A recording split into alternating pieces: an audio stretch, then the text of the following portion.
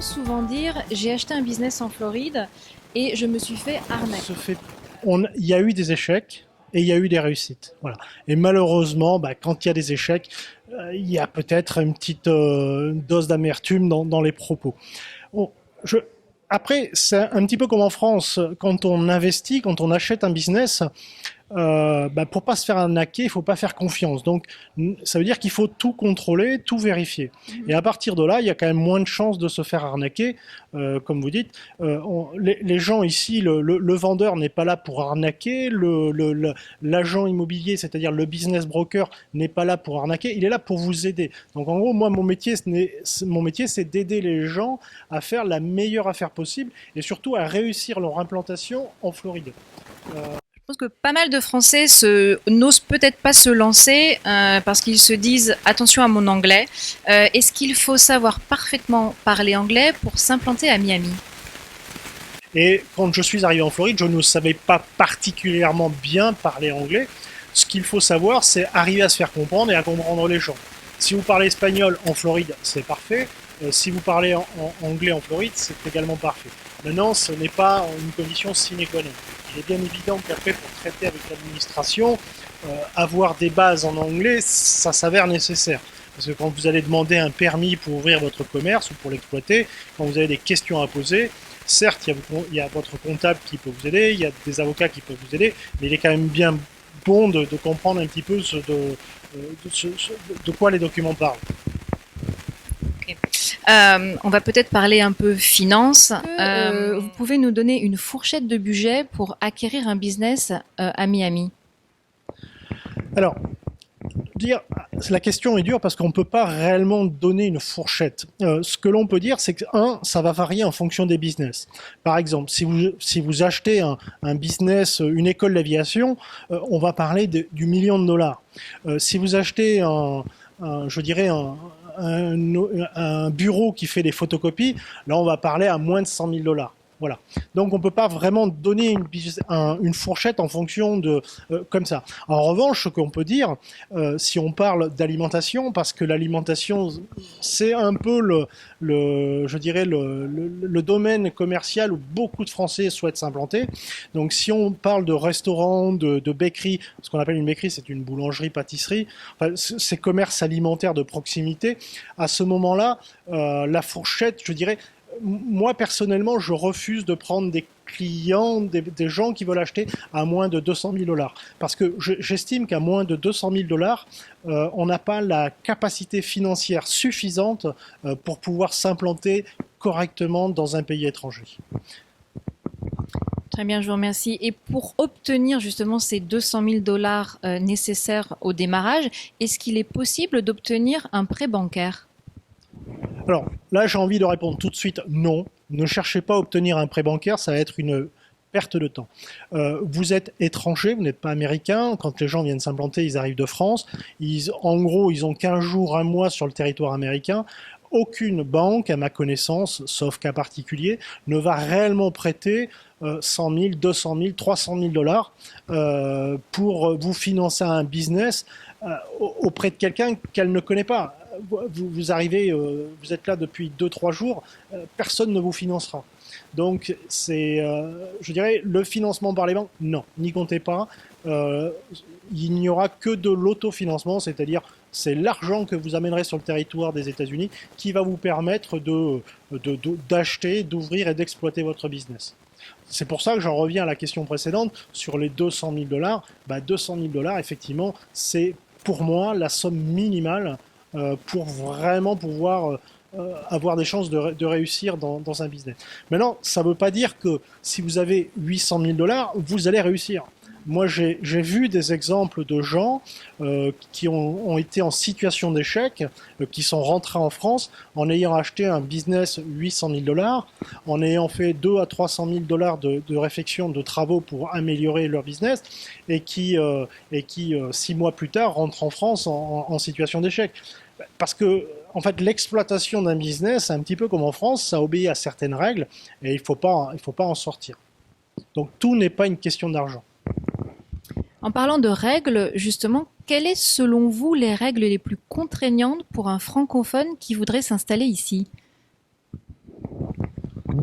Je dirais, la règle, je ne sais pas si c'est une règle, la règle la plus contraignante pour moi, c'est la différence de culture. Je vais prendre mon exemple personnel. Quand je suis arrivé ici aux États-Unis, enfin quand j'étais en France à l'époque, j'avais le choix. On s'est dit, est-ce qu'on allait s'implanter aux États-Unis, est-ce qu'on allait s'implanter en Asie, est-ce qu'on allait s'implanter, bref. Et on s'est dit, on va aller aux États-Unis parce que culturellement parlant, c'est là où les gens sont le plus proches de nous, Français. En fait, quand je suis arrivé aux États-Unis, je me suis rendu compte que c'était complètement faux. Il y a un gouffre entre la culture française et la culture américaine. Et ça, c'est très contraignant pour un francophone qui arrive et qui veut s'installer aux États-Unis, parce qu'on n'est pas habitué. Les Américains sont américains, ils sont pas du tout français. Ne vous attendent pas, donc c'est à nous intégrer. Je dirais, ici, les migrés, ben, c'est nous. Donc c'est à nous intégrer. Et donc pour moi, ça c'est une règle fondamentale, c'est d'essayer très vite d'acquérir, si on peut s'exprimer ainsi, la culture américaine pour pouvoir comprendre leur façon de réagir, leur façon de s'exprimer, leur réflexion. Parce que quand on ouvre un business, c'est essentiel. On est en contact toute la journée avec des clients américains, et donc il n'est pas question de réagir comme un Français. Voilà, ou un autre, je dirais, propriétaire étranger. Un choc culturel, donc quoi qu'il arrive. Et avec votre expérience, qu'est-ce que vous pouvez nous dire sur en fait le principal type de business qui va être recherché chez les clients français? Alors, en général, moi je suis essentiellement sollicité sur des business alimentaires. Alors pourquoi? Parce que, je dirais, à la limite, c'est un petit peu le business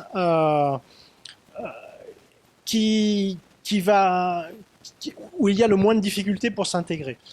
Parce qu'il faut être bon dans son business, et à ce moment-là, je dirais, la clientèle arrive. On n'a pas besoin d'aller chercher la clientèle, d'aller démarcher une clientèle en faisant des démarchages et du marketing.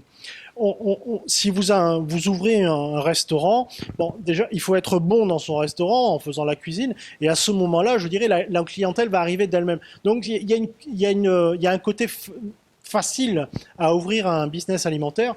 En règle générale, on rachète un business alimentaire, donc il y a déjà un existant, et il n'y a donc pas besoin de créer ou d'améliorer beaucoup de choses.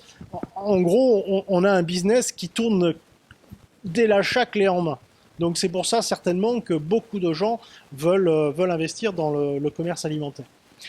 J'entends assez souvent dire, n'allez pas dans les commerces alimentaires, vous allez vous casser les dents. Oui, c'est vrai. Il faut être bon. Il ne faut pas aller dans le commerce alimentaire sans connaître un minimum du commerce alimentaire. C'est-à-dire que si vous ouvrez une béquerie, il faut apprendre, je dirais, à faire un peu les croissants, à faire de la pâtisserie, connaître les produits que vous allez vendre. Parce que ici, les gens, il ne faut pas croire, c'est pas parce qu'ils sont américains qu'ils n'aiment pas la qualité. Donc il faut faire de la qualité. Pour faire de la qualité, il faut connaître les produits. Je donne toujours en anecdote, quand Michel et Augustin se sont installés, se sont lancés, la première chose qu'ils ont fait, ils sont allés passer un CAP en pâtisserie. Voilà. C'est l'exemple qu'il faut garder en tête. Mon exemple personnel, quand je suis arrivé aux États-Unis, quand on a ouvert une boulangerie, pâtisserie, restaurant, il y avait un point faible qui était la pâtisserie. Eh ben, j'ai pris des cours par correspondance pour pouvoir mieux connaître la pâtisserie et ensuite, je dirais, pour mieux cerner les attentes de mes clients, pour mieux expliquer en cuisine comment faire de la bonne pâtisserie. Et je pense, la connaissance de son métier est certainement l'une des premières clés de la réussite. Je vous remercie.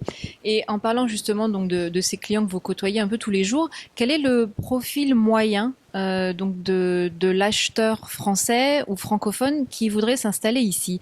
Des familles, des personnes âgées, plus jeunes, comme vous dites, des spécialistes dans leur domaine en France qui s'expatrient?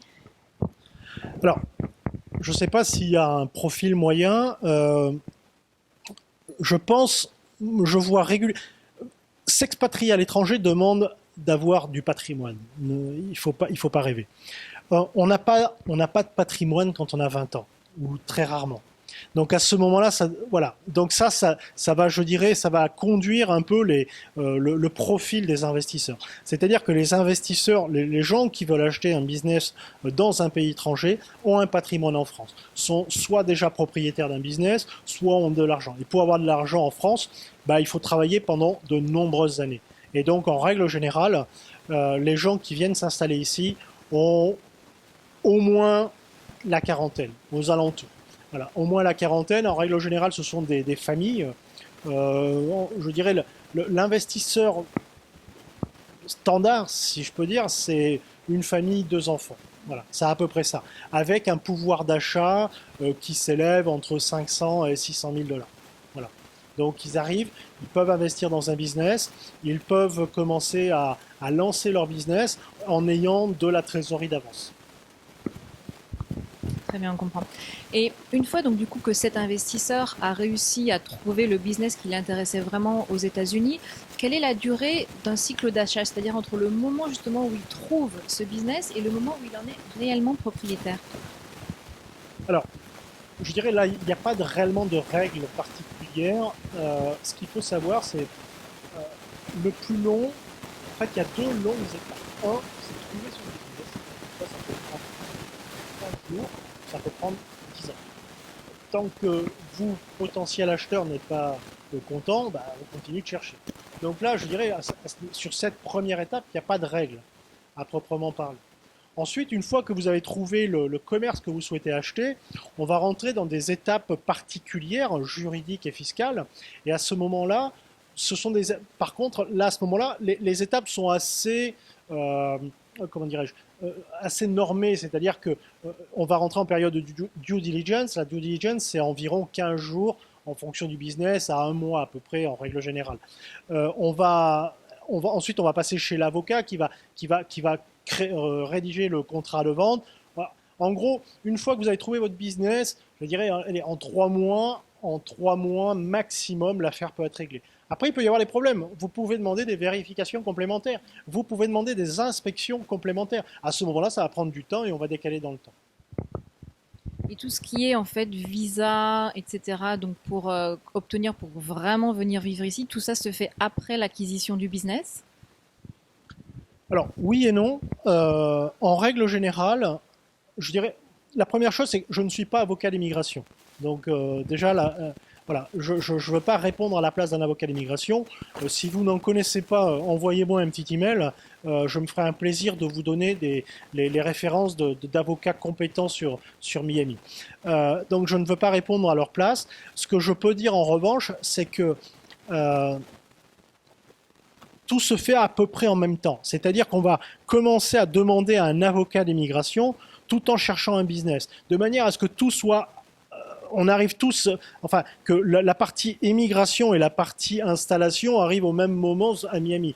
Parce que ça serait stupide d'être propriétaire d'un business et de ne pas pouvoir l'exploiter parce qu'on n'a pas de visa. Donc à ce moment-là, on serait quand même bien embêté.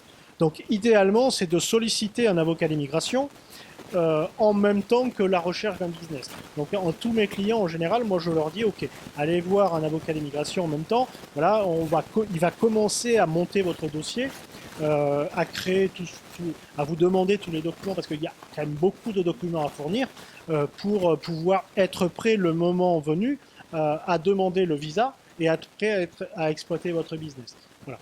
Après, le dossier d'immigration, je dirais, ça va varier en fonction de la période de l'année, si c'est en période de vacances scolaires, si c'est en période de fête de fin d'année. Ça dépend s'il y a beaucoup de dossiers au consulat dans votre pays d'origine, à Paris par exemple pour les Français, à Montréal ou à Québec pour les Canadiens. Donc voilà, ça dépend un petit peu de tout ça. En règle générale, un visa d'immigration, une fois que le dossier est prêt et part de Floride, en un mois, vous avez déjà une réponse quant au visa. Que vous avez entre guillemets des périodes riches dans l'année, vous avez beaucoup de clients qui ont envie de s'expatrier après les impôts par exemple? C'est un petit peu ça. Dès qu'on commence en général en période de fin d'année, quand les périodes, le fisc français a œuvré, on a beaucoup de demandes de gens qui veulent s'intéresser à la recherche ou à l'installation en Floride notamment. il est vrai qu'ici, en ce qui concerne les taxes, c'est quand même un petit peu différent. On revit. Disons que ici, être propriétaire d'un business, gagner de l'argent n'est pas honteux. Et en plus, c'est pour vous. Écoutez, Bruno Portelli, je vous remercie beaucoup d'avoir bien voulu répondre à nos questions. Je pense que vous nous avez éclairé sur les premières clés concernant l'acquisition d'un business donc en Floride et ici à Miami. Écoutez, merci beaucoup et peut-être à bientôt pour donc une autre interview.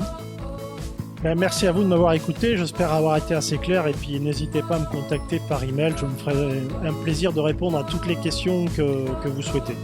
Voilà.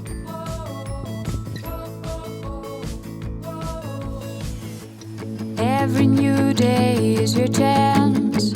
Your clear and wide expanse. Your blank canvas where you can paint your happiness. Spread some disarming smile. Love and hope and all worthwhile. Things in your life that you wish to be endless. Don't forget infectious love and the yellow sun above. Light up everything around. You can color your